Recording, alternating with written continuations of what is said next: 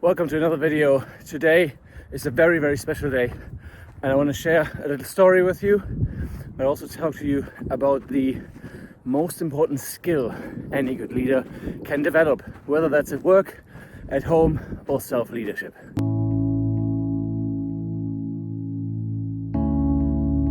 So the reason today is special for me is because today marks the halfway point in my life where I've spent 19 years plus a few days growing up in Germany, and exactly the same amount of 19 years plus some days living here in Scotland.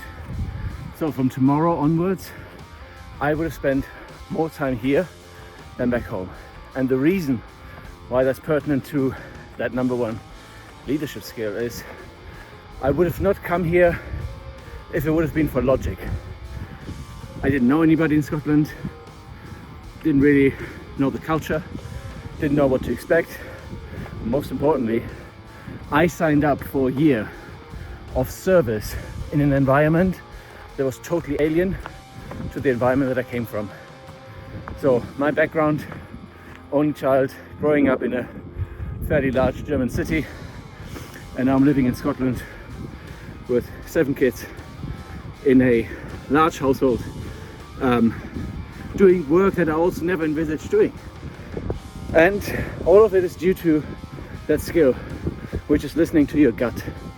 In this world of AI and metrics and everything that goes with it, we're often led to believe that data and analytics and structure frameworks, all of that is so key to make good decisions.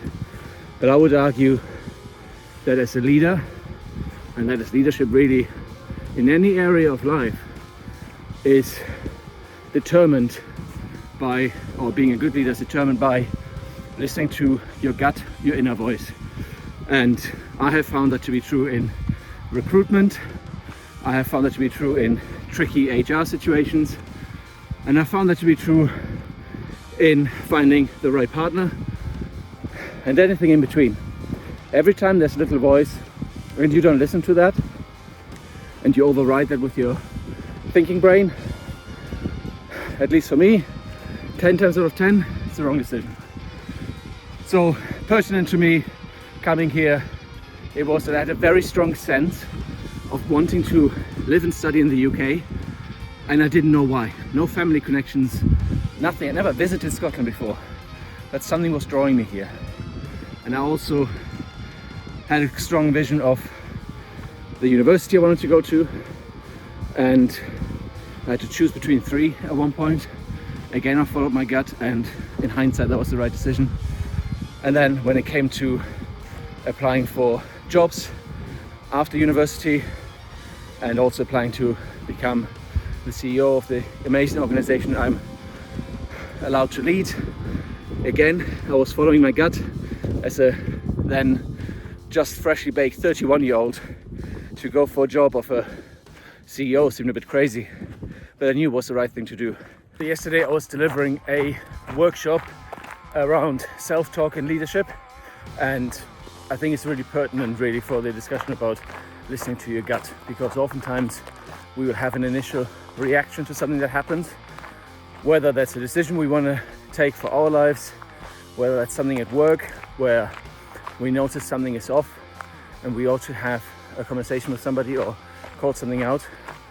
And most of the time we let our thinking brain take over, and those decisions in my mind are often second class compared to listening to the initial reaction. Now that isn't to say that we need to always follow immediately what that inner voice is telling us, but it's worthwhile noting what the voice is telling us, stepping back and keeping that in the forefront of our mind rather than dismissing it with our analytical side.